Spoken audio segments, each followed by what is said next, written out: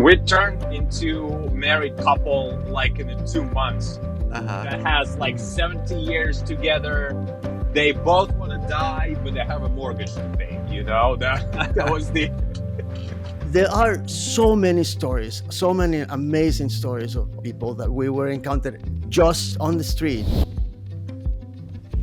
Welcome to the Dealing with Feelings webcast. My name is Dr. Marc Brackett. I am the founding director of the Yale Center for Emotional Intelligence and also a professor at Yale. Today is a special episode because it focuses on one big question. What does it mean to be an American? Or how does it feel to live in America today? In this episode, I have a conversation with Horacio Marquinez, my husband, and Kirill Myltsev, his film partner, and the two of them co-created a film called America Unfiltered, Portraits and Voices of a Nation that I had the honor to produce. Our conversation today is about all the behind-the-scenes stuff that went on. They traveled for 9 months across the United States in a Mini Cooper through different communities, asking people that central question: what does it mean to be an American? I hope you enjoyed the episode as much as I did. Please share your comments about the episode and also subscribe to our channel so that you can learn more about how to deal with your feelings. Welcome, guys. Hi, Mark. Hi, Horacio. Hello. So, to be fully transparent, this episode is focusing on the release of our film, which is called America Unfiltered, Portraits and Voices of a Nation. And I happen to be the producer of that film. And but the real creators, the real thinkers behind it are these guys. One of them is my husband, Horacio Marquinez, and the other one is our friend Kirill Myltsev. Did I get that right, Kirill? Exactly right. 5 years after, you get it. So this is a big deal for us because It is. we spent, it's now 5 years. 5 years, right? Exactly 5 years. Yep. Making the film, meaning like conceptualizing it, Horacio flying out to LA, meeting with you, Kirill, deciding to make this not just a photo shoot, but a film. And then you guys traveling across America for nearly 9 months, almost a year, doing all these interviews. And then Kirill, you coming back to Connecticut, working with us for another year or so, editing this thing. And then we spent, re-editing and music and all the list. Never-ending process. What I'm most curious about from the two of you is how you conceptualize the project. Like, how did you start getting people to talk with you and learn about what it means to live in America and be an American? Well, I would say that the great documentary, it's just at least a good documentary. It just happens to you. It's never, you can plant it. And so here we were in the vortex of insanity in Los Angeles. People were closing the ocean. I mean, everything was madness. And we knew that we had this amazing tool that we can record reality, just document it. And that's how it started. And then we start conceptualize it, how we going to do, why we're going to do. The impulse was we got to do it right now because it's happening right in front of us. Mm-hmm. Also, we was out of jobs because the filmmaker was down as well. So. Well, and I remember, Horacio, you were home with me. I was, it was the pandemic. Everybody knows I'm a psychologist. Working in schools, there's like everybody's anxious. There's people are, freaking out about dying legitimately, etc. I'm on Zoom calls literally 24 hours a day trying to help people manage their stress, anxiety, and fear. And you were just observing me because your field shut down. And so tell a little bit, Horacio, the story about you just sort of like, I'm out of here, and that piece of it. When we thought that everything was sort of over, was in the summer, and after being in a house for 3-4 months, it was important for me to see what was happening in real time outside the world, outside our bubble. And as a filmmaker, we were living in Connecticut, but I have an apartment in Los Angeles. So I needed to just go out. I needed to see what was happening. and because we were just receiving the message from only one source. I needed to see more than that. Granted, there was no filmmaking movies being made. um, I had a camera, and I had a friend that was a filmmaker that I knew in Los Angeles that was also not doing anything, which was Kirill. Um, I We were in a car, you and I, Mark. We were in the car talking about, well, I'm just gonna go to Los Angeles. I'm just gonna pick up my car. At least it's one thing less that we'll have to be paying. That is just sitting there. Mm-hmm. Gonna close my apartment and drive it back. But Mark, you said you're not gonna be driving through the United States in the middle of the pandemic, in the middle of this chaos by yourself. Who can you talk to? Immediately Kirill came to mind because we just few months before did a commercial that we were traveling Mm-hmm. throughout the United States for we were like in five different Yeah, in a week. states. Yeah. Yes, and it was a like great training for this that we did not know that was coming. Mm-hmm. And I texted Kirill, hey, I want to just drive back to the city from Los Angeles to New York. Maybe we'll just do it in a couple of weeks. You want to come? The back reaction was, yes, let's do it, and let's just make a movie.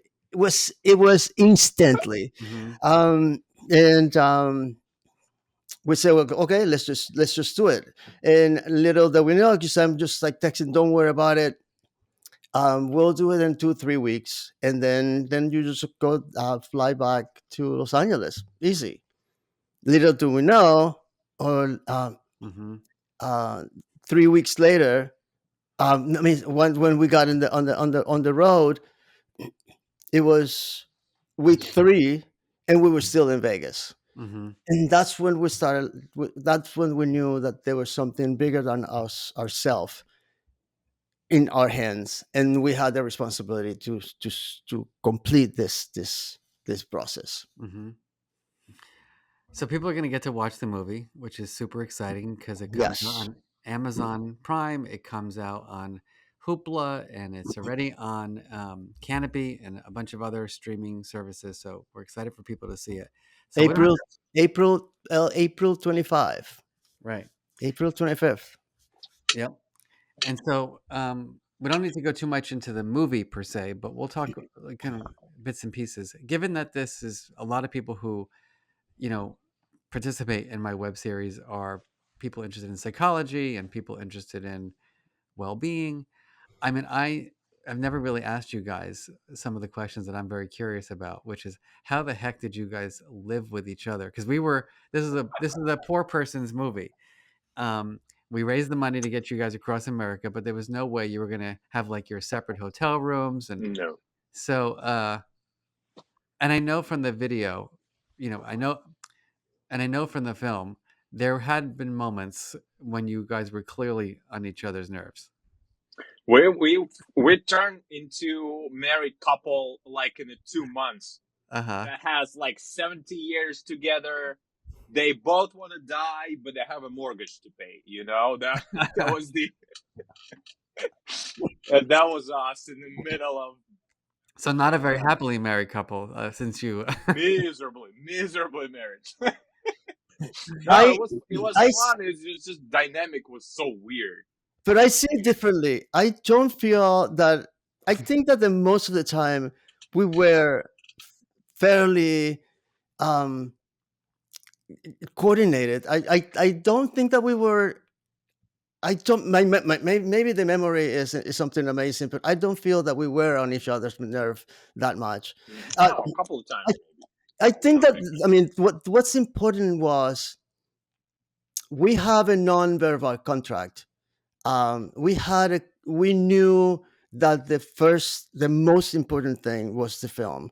Hmm. And we both, as filmmakers, and as what we were loving about this project, it was the project was what mattered. Hmm. And we, um consciously or non-consciously, we left our personal being, our interests, our personal interests, our likes to decide, because the project was more important. Mhm. We had a task. We converted the many years that we do have as filmmakers. We That training really help us, Mhm. because when we're making a movie, it's about the movie and it's not about ourselves. And we had moments when, you know, oh, I didn't know like this, or I didn't know like that, or da, da, da. But it was like, you know what, it's in Mhm. in the benefits of the film. And that was the number one thing that make us cross the country for 9 months. So it seems like you're like going into my work about emotion regulation. Your ongoing mantra to each other or for yourselves was like, it's not about like, part of this process is we're going to get on each other's nerves. I'm going to be annoyed. People are going to have control issues about what we do, but like, I'm going to keep my eye on the prize, which is we're going to get this baby done. Is It's that probably, it could be a great therapy for couples, for married couples. Go shoot a film. If you hate each other, just go do something that is not about two of you. Yeah, it is a magical. yeah. It helps. It does help if you don't think about yourself. And also, I felt that we were doing something right, something that is needed. We Mhm. were talking to people about them, not about us. We had Mhm. that from the Yes. beginning, that we don't want to be about us. The film that we're doing was so adventurous, blah, blah, blah, blah, blah.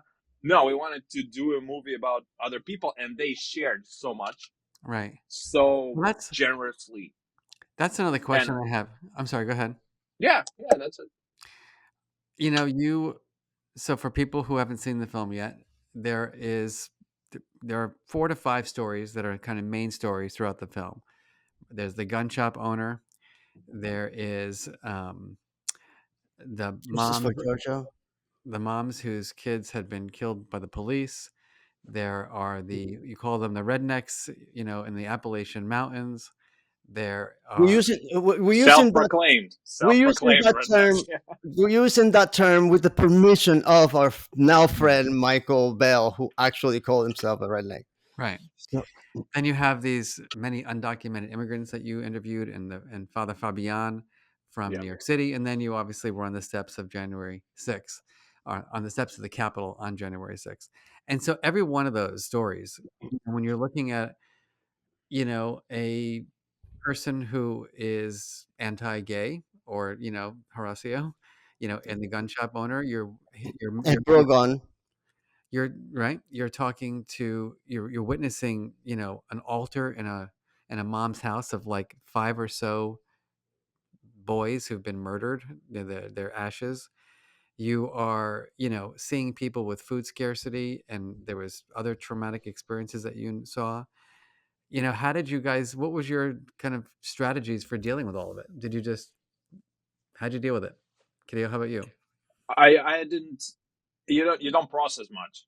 You Uh-huh. just, because it's back to back to back to back. This microcosm of America, of all the issues that present in this country. You don't deal with it. You talk about it just a little bit in the car while you're driving from set to the set, and you have to drive, unload it from the hotel. Move. We did it for two people, not Hmm. nobody, just Else, yeah. us. So we had to do it ourselves. It was not much time to processing. The only thing I expected a little bit more teeth in the United States from the most rich country on earth. It could be a little bit more of that, but Yeah. Uh, Yes, I think that what well, the film is an hour and a half film, hour and 34 minutes film, and it's a compendium of the people, the most important moments that we found. But we encountered thousands of people. Would you say thousand, Kirill? Uh, it covered 1,000, recorded hundreds. Yeah. Yes, I and mean only we. like few of them made it to the film. Yeah, so we Kirill as as an editor and creator. I mean, he was able to like really condense on this the story in a one great package. Mm-hmm. But on the road, we were just on the road every single day. We will just Mm-hmm. get up in the morning, pack the car, go on the road, and go to the next place, and talk to people. And there are so many stories, so many amazing stories of people that we were encountered just in on the street, on the place, just walk into a diner, walk into it. We were invited to a church. In the most what mattered to us was we wanted just to get to know them. We Mm-hmm. wanted to listen to their stories.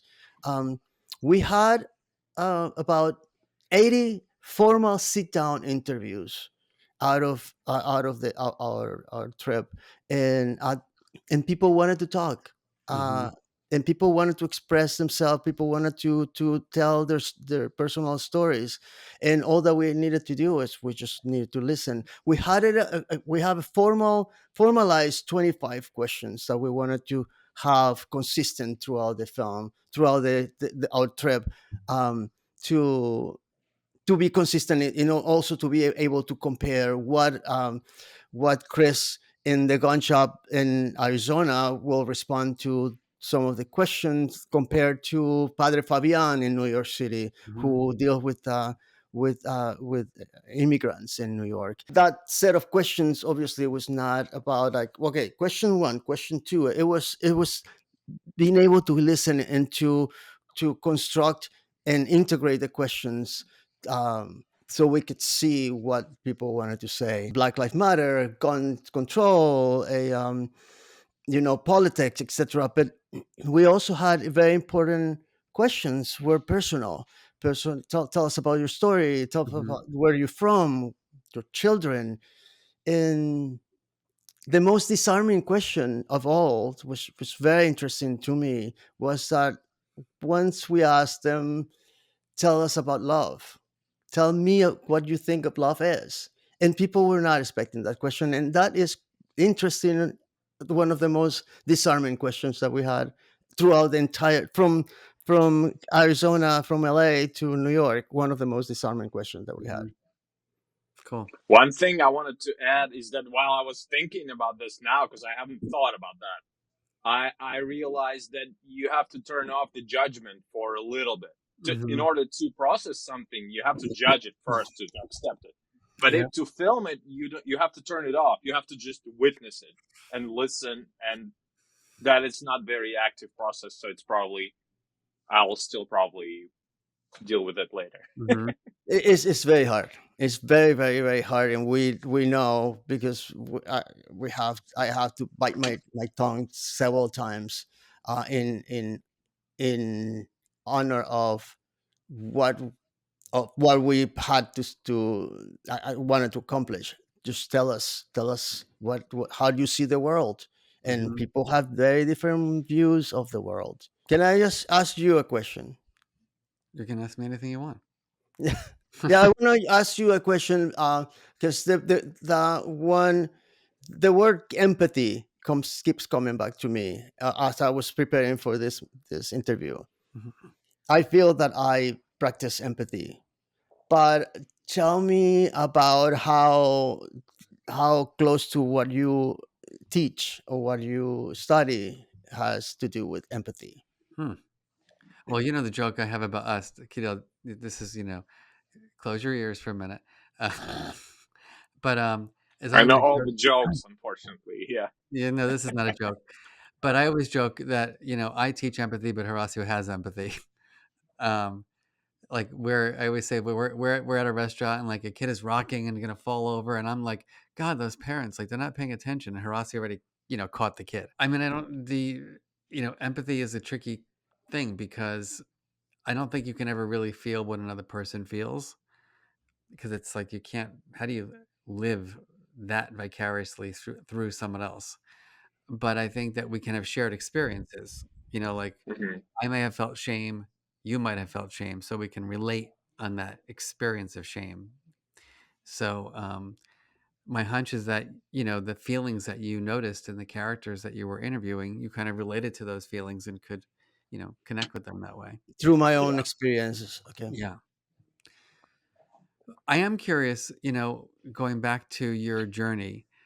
Um, I know you both really well now. Well, I know Horacio for 30 years, I know Kirill for 5 years. Like, I want to know how you guys. I know that you said you kind of like the eye was on the prize in the film, but like you really had no private space, like no, Zero. Zero. no like time to be like, I'm sure once in a while you took walks and did something, to Yeah. decompress. Yeah. Yeah. Yeah. But what were your strategies for not like losing it? Because I can't even imagine, even living with you, Horacio, I mean, it's like we need space. So how did Well, you I manage think that? my Russian upbringing helped me a lot because there's no privacy in Russia. It is not. They haven't invented it yet. They're still trying to invent it. It's not. It's not.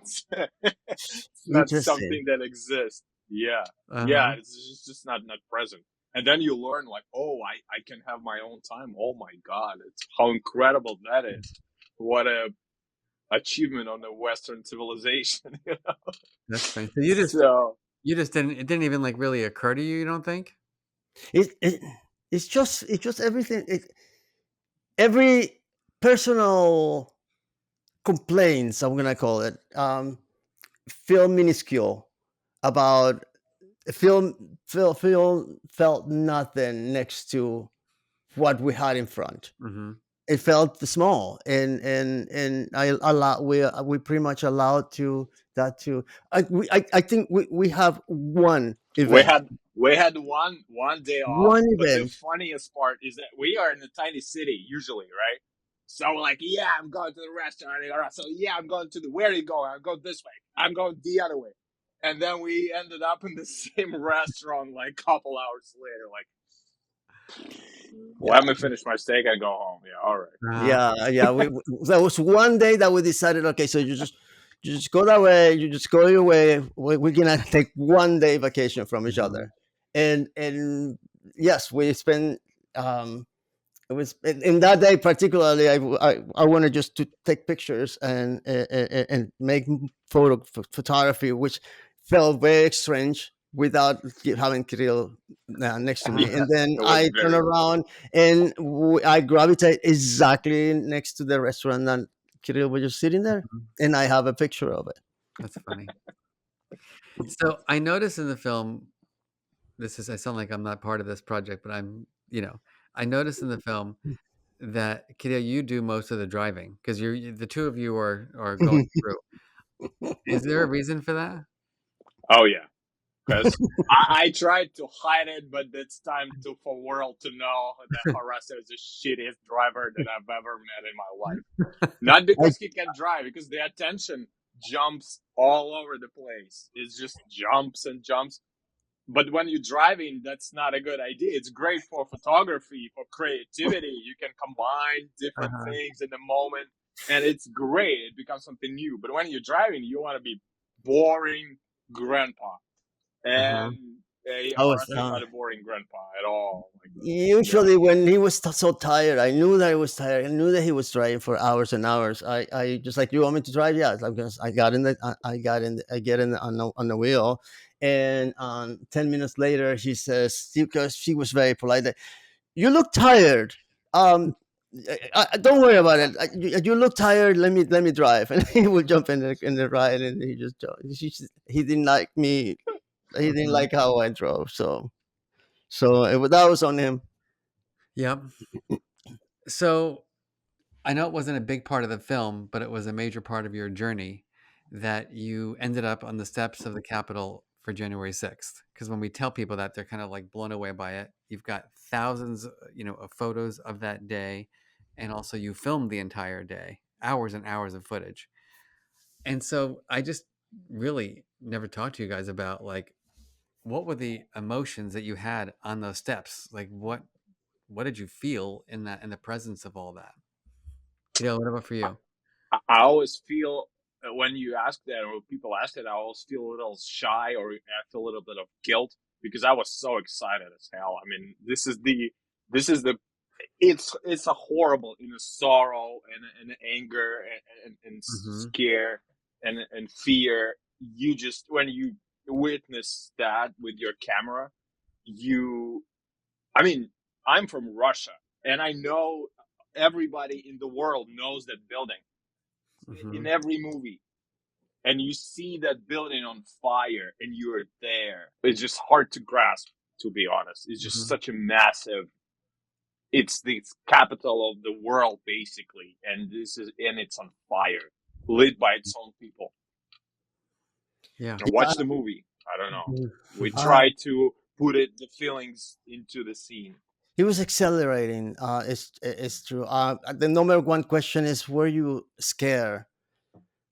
Um, there was no time to be scared at that moment. Mm-hmm. Granted, that was not our first rally on our trip. We pretty much knew these people throughout our trip, and we were some rallies, not as not the same but similar. There were people. So please don't misquote me and misunderstand me when I say I felt I felt at home. That's not the right term, but I felt that I knew where I was and who I was with. Mm-hmm. Um, and it was in you know it evolved into major violence. It was not just protest; it was real violence. Um, but two things. It was always in my mind. I am experiencing, not only witnessing, I'm experiencing, I'm in history. This is going to be, we knew that this was history. We actually, for the first time, it was so much chaos that Kirill, I couldn't see. I did not know what Kirill was. It was one side, he was another. But it was like, this is history. No matter how you put it, this is going to be. I cannot fuck it up. Mm-hmm. One of my main I was like concerned that my batteries were going to I was going to run out of batteries, because I was like, how would Same I, here. Same you exact know, and thing. then so my brain, I think we went into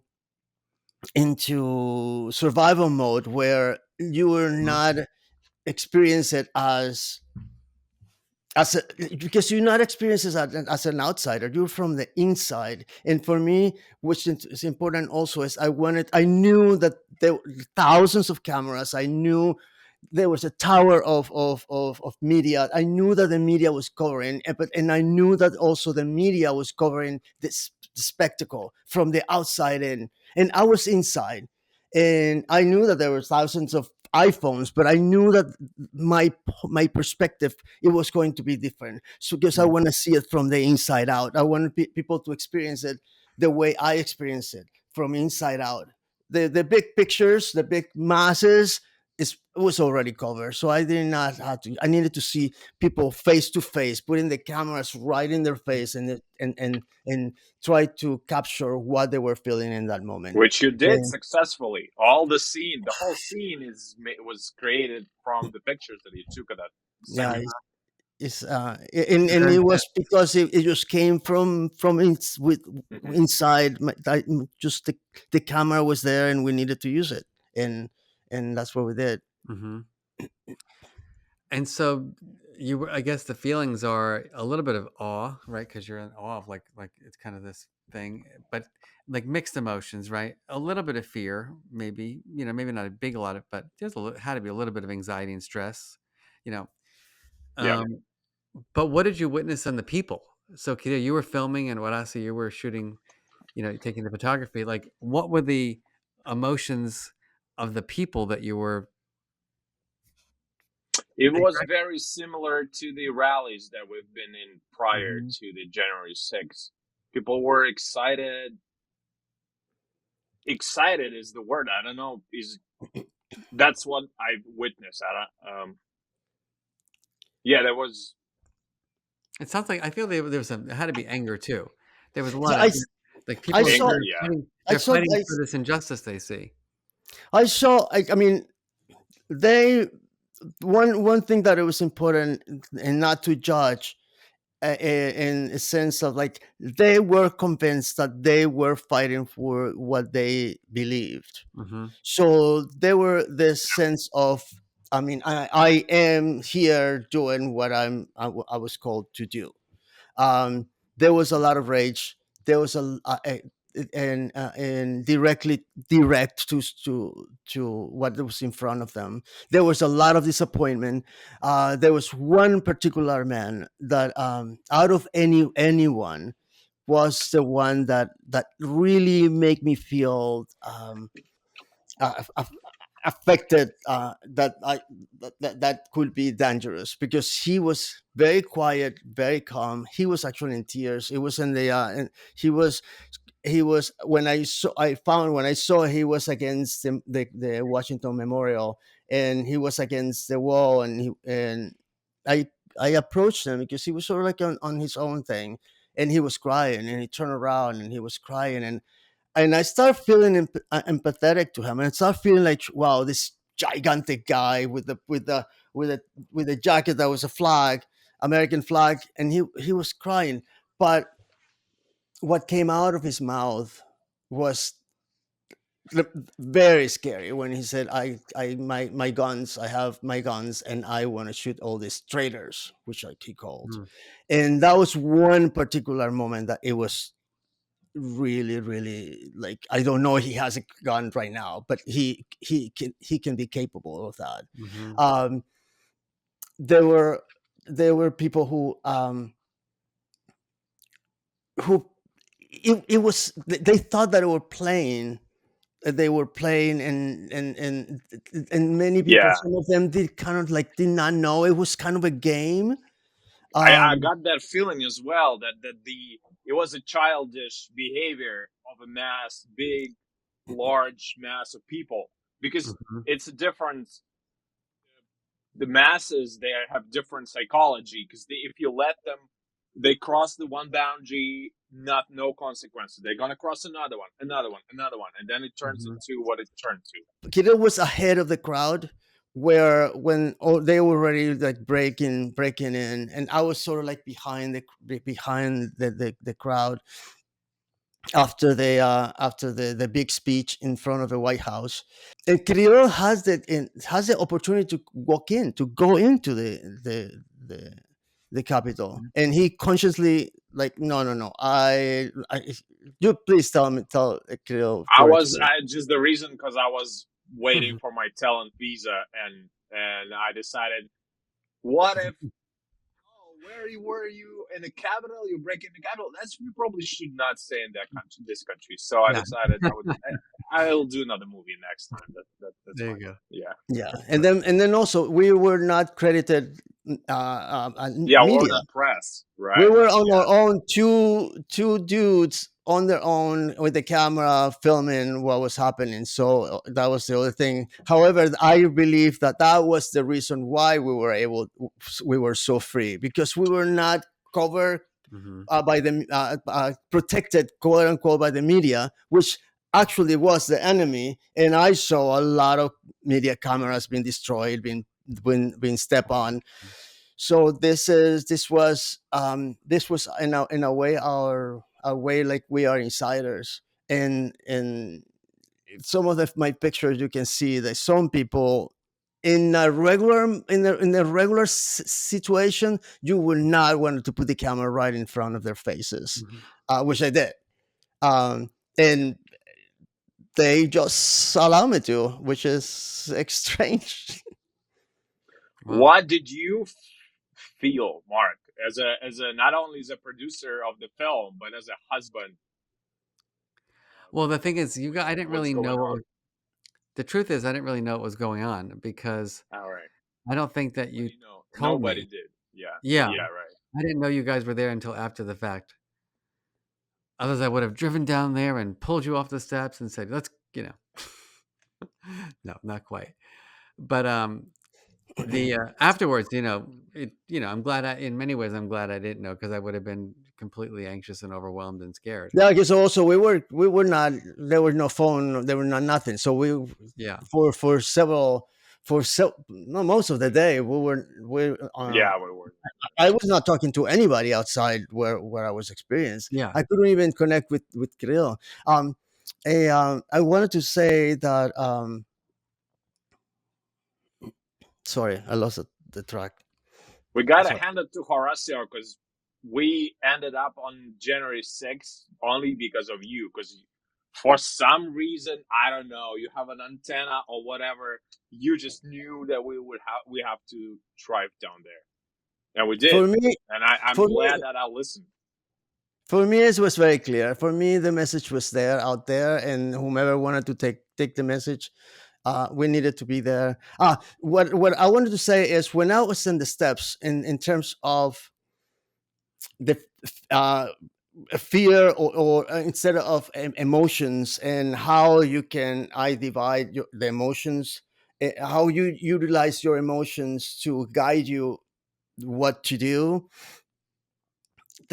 I am small, and everyone was tower over me in the steps already, right by the windows when they were breaking windows. That at that moment, I could ask Quizen because that's how I get there. It's Quizen in towards closer to that, but that's my instinct say you don't know what could happen, and if there is, if everybody runs, you're squished. So I kept an eye on on an exit. There was a Mhm. stairs there that was kind of empty, so I stayed close to that. In that sense, like my emotions were helping me to also not to go beyond where I was supposed to be. The movie is called America Unfiltered, and you asked a lot of people about what it felt like to be an American, what it felt like to live in America, and you got a lot of responses. Of all the responses that you each heard, any one of them just like, what was your learning from asking people that question about being an American? My favorite guy, he said, yeah, he had no teeth. He was in the middle of Alabama, and he said, if you pay your taxes, you're an American. Uh huh. And that's that's pretty much it, right? Because it's not like you're Jewish. You gotta be into Judaism. Not a secular nation. It's just a concept basically, and Hmm. you can become one. So you can make your own America, probably. You cannot make your own Belgium or Russia. It's established. But but America, you can make your own America. That's what I think. And pay Yeah. taxes. Yeah. Interesting enough, the very first time we asked that question, that was in LA. We were still building up our ideas of how we were going to structure the movie. That we did not know it was going to be a movie yet.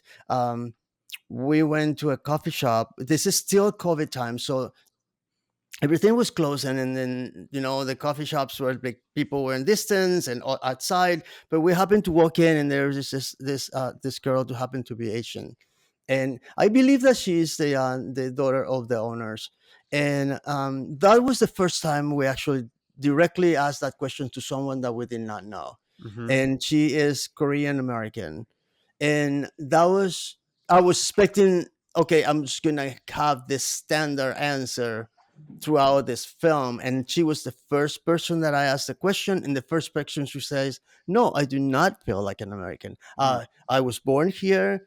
I grew up here. I went to school here." I mean, she said she's went to USC, a, uh, a she has all the privilege that an American has, and then she says, "Well, I just no one no one treats me like an American. People even are surprised that that I speak good English. Hmm. When this is my language, yes, I'm bilingual, but Hmm. this is all I know." And yet she was not feeling like an American because she did not feel invited Hmm. or in and that's the one moment that I felt okay.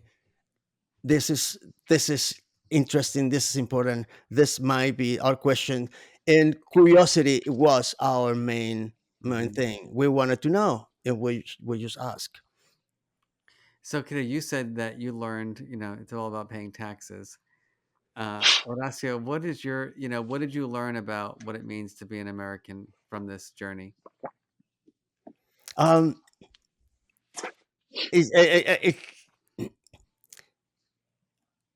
It's I've still a I, confusing question, to be honest with it's a you. it's a confusing It's a question good because question. before I always respond, of course I'm not American. Look at me, hear my accent. I did not grow up here. I has Now I actually been living in the United States longer than I live in Panama, where I'm from. Hmm. So and still I'm still having a thick accent. I still pretty much feel like a Panamanian, but at the same time I just don't feel that I completely fit in Panama anymore. And then I feel that I fit better here. Um, and one interesting thing is that in the United States, in America, one they you have the freedom to get in a car, take a take a camera, and just go out and do what your dreams are telling you Hmm. to do. And what's more American than that? Hmm. So I guess that yes, I'm an American on under that definition. And Kirill, you were joking about the taxes, but now you have a green card because that was kind of a big thing at the end of the film. Yeah, Um, and so I should file my taxes, by the way. It's about time. you got 2 weeks. Um, Don't you're gonna cut this out of the thinking. but and more, seriously, what is your take on it? Like, what is it? What did the movie make you think about in terms of what it means to be an American? I do think that at the end we gravitate towards something that is because it's kind of door opening question that I always felt because it's like modern day wisdom, you know. You can it's Mhm. a lot of words. You can put it in any order that you want. But the ideas matter. So I do think that is, I don't know. I don't have an answer. I don't know.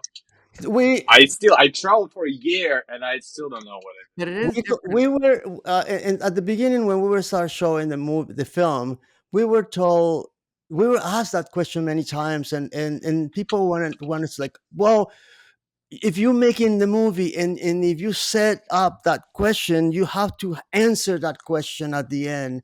And Hmm. I think it would be very arrogant from us after just 8 9 months on the road and just having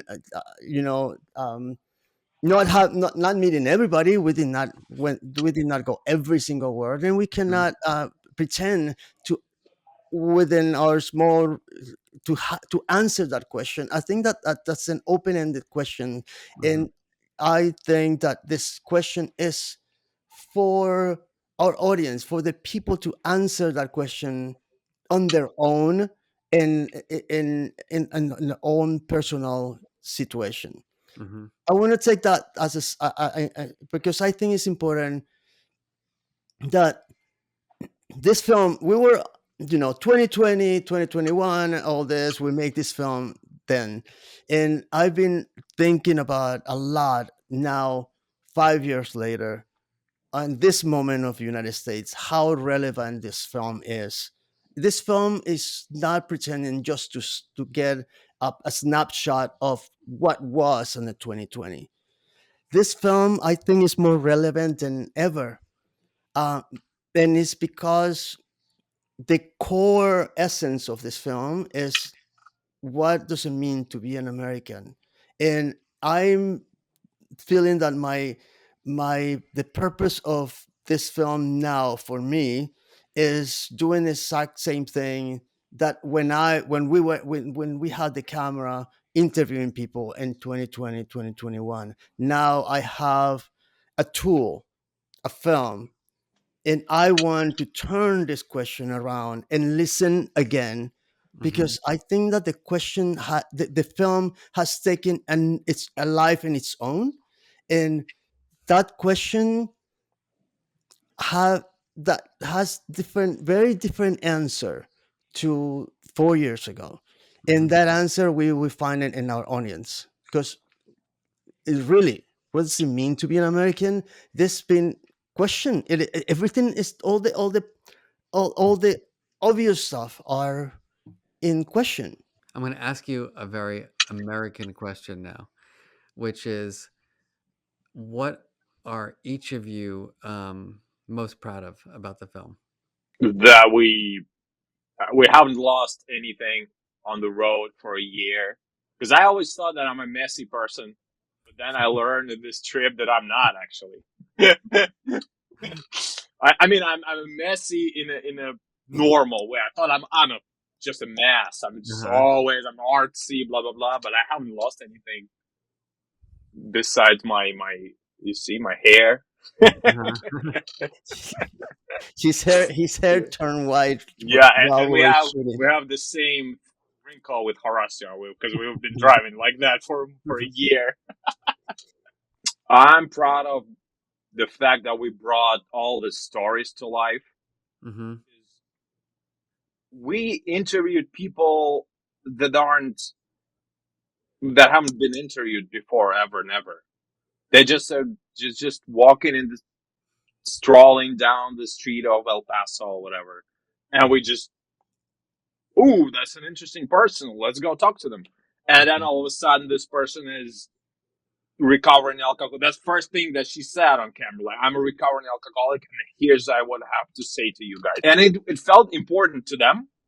And therefore, it felt important to me, and I'm proud that we have accomplished that, and people will see that we brought this because the characters they make your film. We didn't. I mean, we can film the shots, we can create the stories, Mm-hmm. and they were so generous, and I feel obligated to finish it because they share it, and we did, and I'm proud of that. I think it's interesting you say that, because when you were first starting, if you remember, because of my work, I had access to a lot of people across the United States, and I was making connections for you to interview people. And, respectfully to myself, they were the most boring people. And then you just decided, like, it's got to be people in the real world, and I honestly think that's what makes the movie incredible. It's that you interviewed people that don't typically have a voice. Exactly. Horacio, what about for you? It's connected with that, because I did not know that I was capable to have a sit down conversation with a complete stranger, and having really really like heart to heart conversation, and did not know that I was able to have that this kind of deep interaction with someone, um, following my instinct and listening to what they were saying, and being surprised that, oh, this question really, like, it took us to places, and then the people like burst into emotions, into stories, and I did not know that I could do that. Talking about empathy, right? Horacio is a natural empath. You cannot just he disarms you. You can help yourself.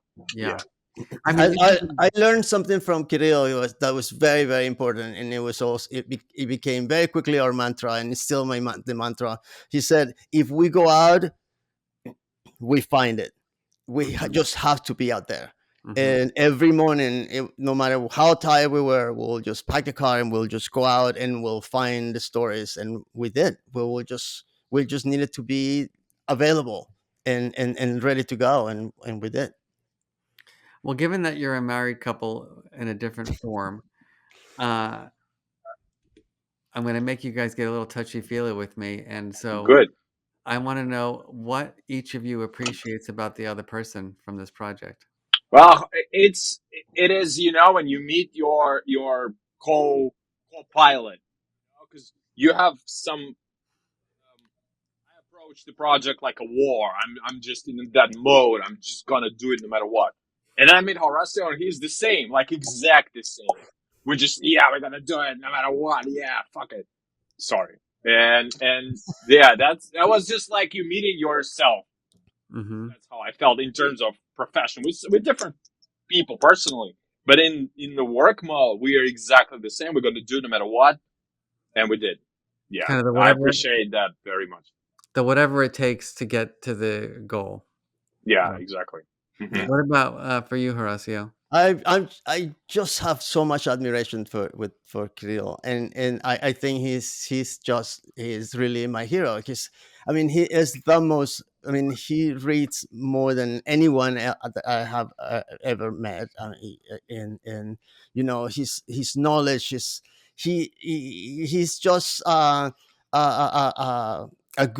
goofy guy, but he's just like he has like three master degrees. He has a master's in business.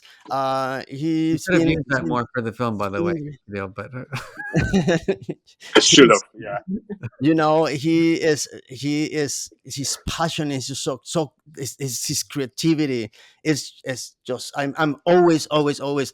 And another thing, I mean, all right, every calm down already. no, but another thing is like when he grabs the camera, when he grabs the camera, I'm just always surprised because he keeps saying, "Oh, you're the DP, you're the one who's cinematographer," but he just grabs the camera, and what comes out of his camera is just it's just incredible. So I think that the professional in the personal admiration also helps to just put everything to the side because I know we knew both that we were doing what we needed to do and to make this the best that we could possibly be, Mm-hmm. and it was just us. It was just two dudes doing everything. All right, so the last question: what do you both hope that people will gain from watching this movie? Like, why do people need to watch this movie? What's gonna change for them as a result of it? I always hoped that if you're telling stories of people that aren't famous or aren't very accomplished or nothing special about them on the first on a on the site, you can see a person in the person next to you when you on a bus on you rushing. I hope that you can see the homeless people and you see people in them. And that's what I've tried. I still love it. I still like to stick up for the little man. I'm from the socialist country. That's why. But I hope for that. Hope that it's rich and powerful people will take their asses out of their heads or vice versa and just do something about it. Cause it's just not, yeah, the funny part is that we witnessed all the things that we would have witnessed in the 60s, 70s, 80s, 90s, 2000, 2010s. Would be exactly the same issues. Maybe they will help a little. If we move it a notch, would be great. How about for you, Horacio?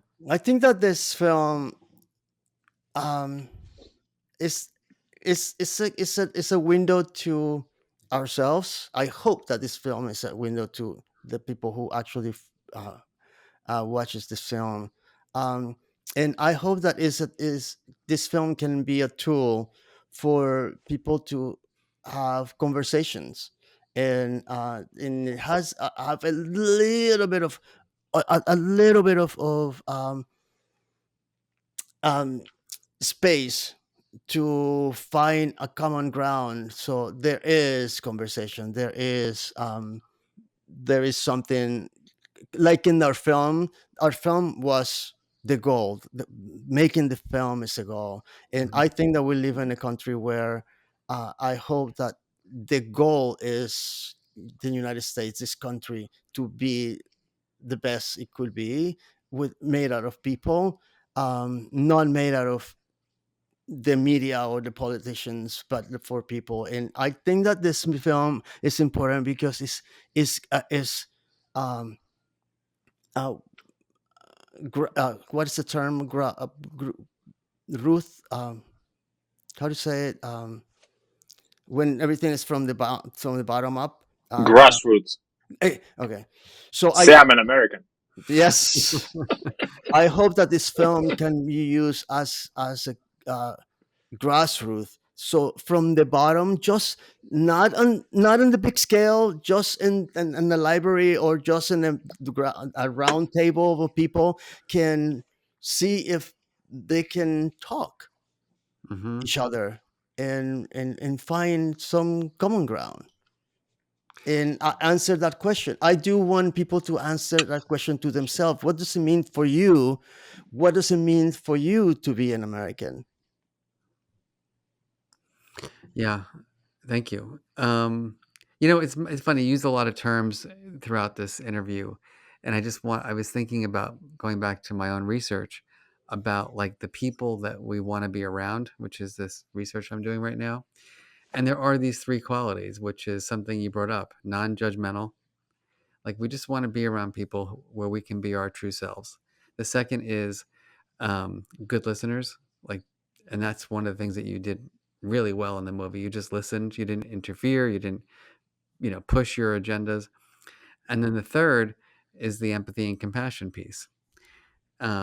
So, as the producer of this film, I guess my hope is that the film will help people generate, less judgment, more compassion, and be better listeners. Guys, I think our dream has become a reality. I don't think we anticipated 5 years ago that we get this Nope. movie to be seen by people across the world on Amazon, on Hoopla, on Verizon, Vios, on many other streaming services, and it's just so cool. So, congratulations. Thank you.